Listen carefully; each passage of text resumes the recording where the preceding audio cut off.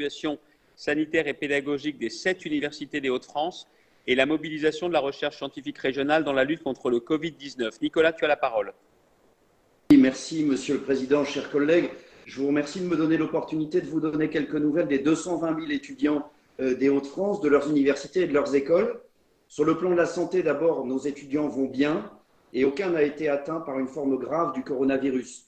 Les plans de continuité d'activité, les plans de continuité pédagogique permettent à 70 à 100% d'entre eux de bénéficier d'enseignements à distance, avec des inégalités néanmoins que chacun s'efforce de corriger progressivement pour éviter absolument le décrochage des étudiants et au fond le gâchis de cette année universitaire.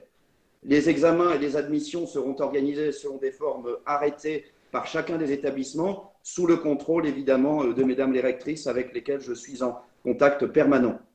Les étudiants à l'étranger qui n'ont pu rentrer sont tous identifiés et suivis et des consignes de souplesse sont appliquées pour le paiement des bourses Mermoz notamment. Les étudiants confinés seuls sont également identifiés et suivis avec un accompagnement social adapté par les CROUS et les établissements. Les étudiants qui le peuvent sont mobilisés pour la gestion de la crise sanitaire dans le cadre de l'opération Renfort Covid et je souhaite qu'ils en reçoivent tous une juste reconnaissance. Je veux également vous dire quelques mots de la mobilisation de la recherche scientifique régionale dans la lutte contre le Covid-19 qui est forte à Lille comme à Amiens.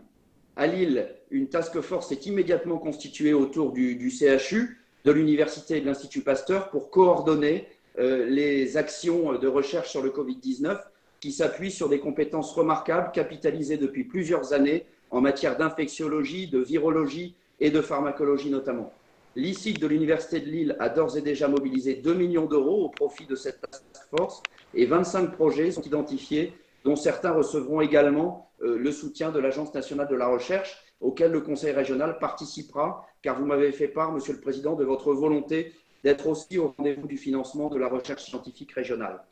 Je veux dire enfin un mot particulier de la mobilisation au sein de cette task force de l'Institut Pasteur de Lille, qui dispose de compétences et d'infrastructures de recherche uniques en France, avec notamment une chimiothèque de 200 000 molécules qui sont actuellement utilisées pour littéralement bombarder le Covid-19 dans un laboratoire de haute sécurité qui est situé d'ailleurs face au siège de région.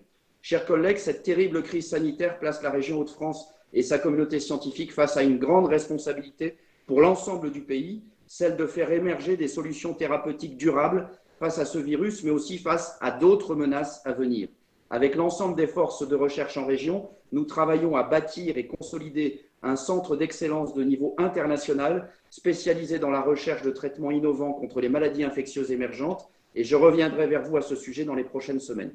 Je vous remercie, Monsieur le Président, chers collègues, heureux d'avoir pu m'exprimer devant vous aujourd'hui.